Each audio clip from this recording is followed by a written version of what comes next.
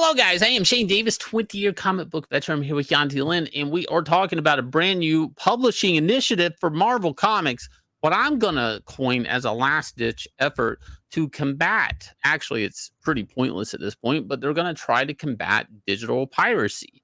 And why not do it right now off the back of Wolverine and Deadpool, and which is selling out. Nobody even knows if the movie's good or not, but it probably is all right and right before a big X-Men relaunch, which probably the timing of this is all interesting.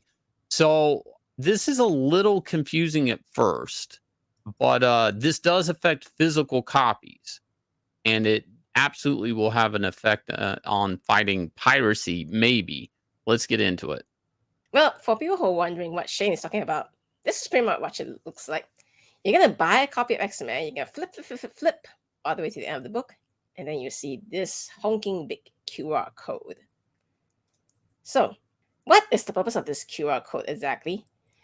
They're arguing, because we have to send the print files over early on, people usually have this stuff scanned or probably just grabbed from the printers and upload onto all the 1,000,001 free comics reading websites. And then people don't buy our books. And that's why we're in the poorhouse now. At least that's what their logic is.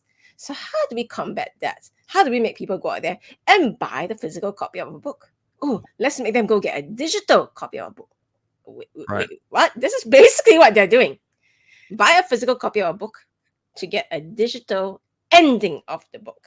Right. So now what they're stressing is that this is very important. And as Tom Brevoort himself says, it's a bonus page to begin with, an extra page. We didn't scale back the content of X-Men #1 in order to do it. And they're basically doing this across the entire X line, but we'll get into that later. So what it does is that you still get your 22 pages of story, and then there'll be this one bonus, extra spectacular special page of some sort that you're supposed to go and see online. I'm gonna stop right there and call out the bullshit of that, and then we're gonna go forward. So a comic necessarily isn't 22 pages. It can be 32 pages. It can be 48 pages. It can, however many pages it takes to tell the story. It could be 18 pages. It could be less than 22 pages. A comic book can. If you're withholding a page and it's an asset to the story, meaning like it continues the story, no matter what Tom's saying or how he's trying to be political about this and get his cake and eat it too, you are withholding a page of the story. Okay, unless it's been edited out of the book and it's not part of the story anymore, then that's different. Then that could just be an unused page of the book. But the second that it is canon and it is part of the story, yes, you are withholding a page of the book. So I guess the logic is avoiding any early spoilers. You'll find that we're doing similar pages in most of the new X launches. They're a little free bonus, a little extra, sort of a modern day equivalent of the Things to Come page that ran the first issue of the Chris Claremont Jim Lee X-Men #1. So yeah, he's like, it's an anti-spoiler strategy. And the bonus scenes will be inserted into the eventual collected editions. So guess what, guys? Those of you who are saying, we will support Marvel, we'll help them by buying the physical copy. Psych. You aren't even getting a complete comic book. You gotta wait till the trade comes out. Then you get your complete issue. So the idea of this is maybe being a little bit of a defensive strategy against digital piracy, right? I don't get it, see. So they have to release the code on the day itself. They have to activate it to make it work. And then there'll be a digital copy of it online already, because you click on the code, it takes you to the URL that will show you the page. And somebody who has that code can just grab it and put it on the piracy site already. So I'm trying to understand how that combats it exactly. So it's delayed at that point. So we have to go back in history a little bit, but remember I think it was the Spider-Man book, and Miss Marvel died, the Muslim Miss Marvel with the giant big hand. And when she died in the comic, a full scan of the page had leaked out on the internet before the comic ever released. And the internet, like, it was fire, like, not good fire, bad fire, because they already saw like a cover of the Marvel heroes kind of crying at her demise, Peter Parker holding her or whatever. And it was kind of built up. Somebody was going to die in the Spider-Man book. Now that had already, I know it's kind of weird, but it already leaked to the internet before the book had ever even went to the stores, maybe even Diamond. Maybe it leaked off of the printer press. I don't know. But there were photos of the actual pages of the book, and they looked like from a printed book, not a digital file. So somehow these leaks are happening through printers or distribution of some sort. Somebody with, you got to think, cell phone technology and everything, and how many hands a comic actually transfers to before it actually gets to your hands in your comic shop. And that's a lot of ways for people to have already kind of taken some decent cell phone photos and put it up to a pirate website. I had this happen with the book, Superman. I think it was like Superman Earth One Volume 2. We did a physical galley that's a preview copy of the book for the first volume. The second one, they wanted to save a little bit of money and not print a physical galley anymore and do a digital copy. The day, and I'm talking the day it launched or it released into the bookstore, like you could actually walk into any store and buy it off the shelf, there was a torrent file already on the internet of the complete 130 some page graphic novel. That's just how piracy works. A lot of the piracy is actually happening in way before it ever even touches the store. So Marvel's thing here is, if I had to play this out in my head, is they think if they can delay the piracy even by a day or something, that to somebody somewhere they're putting a dent in it. And we've done videos before, especially with X-Men titles, where the books were selling what, like some like 8,000 copies or 12,000 copies, but then the digital downloads was 40 some thousand copies. I think it was one of the X-Men books that they cancel it, but then they realized that it was read 500,000 times on internet. So think about that. I think the big issue with this is that they are trying to stop a behemoth that cannot be stopped anymore. Unfortunately, pretty much people know that, hey, if I'm not going to pay for my DC or Marvel book, I just got to go online and read it. It's like an expectation, unfortunately, that they have engineered. And trying to tell people, just wait till, like, I do not know, 12:01 of the day where the book's supposed to launch, and then we'll Right. unleash the QR code. I still don't see how it helps, because the pirater can just go there, grab that page, and put it on the website. So Well, it's delaying piracy maybe by a day or two. I get what you're saying, but at least it's hitting comic shops fresh, avoiding that last page being piracy. Now, I agree. I think this is a lot of work for nothing. And actually, you're probably shorting the fans that buy the physical book.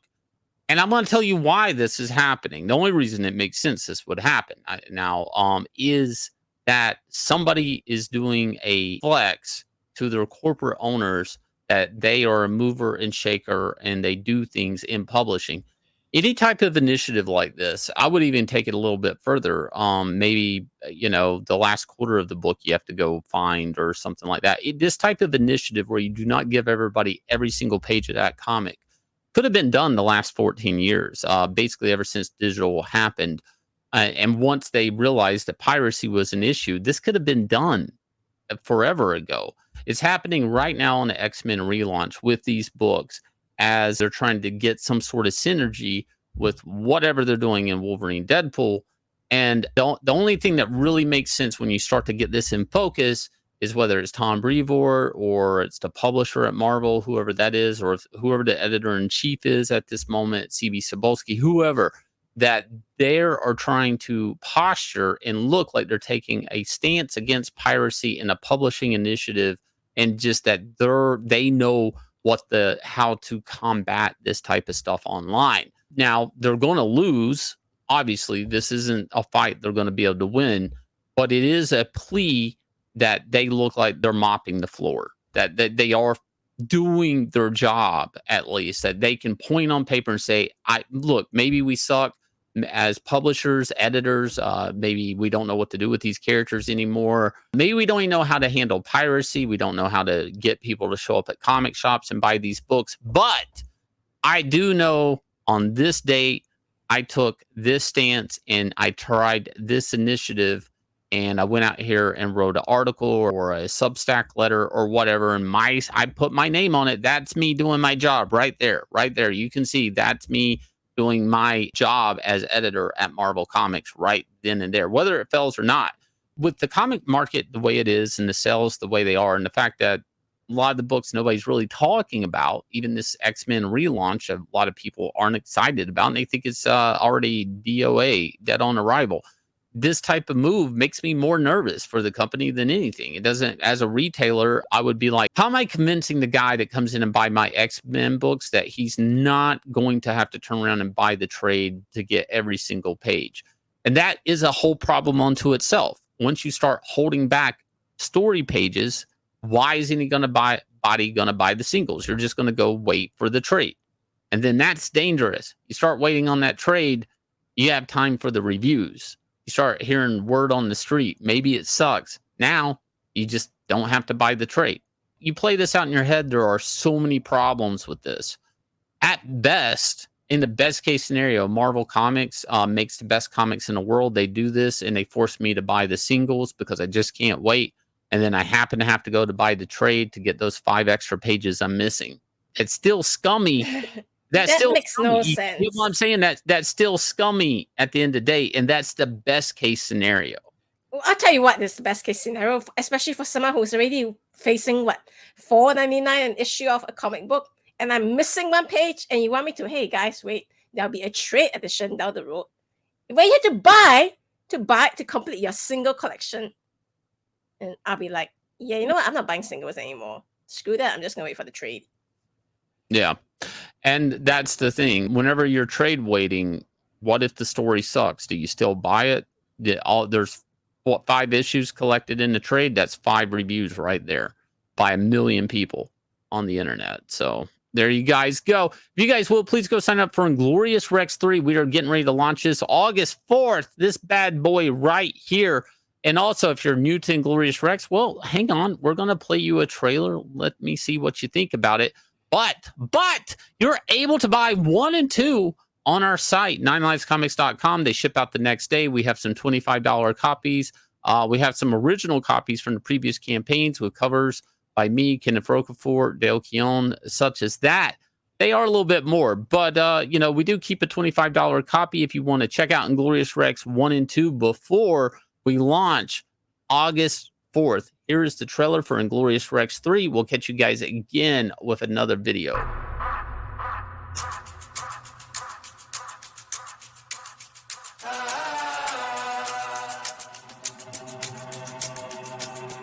Yeah, I ain't gonna lie to you.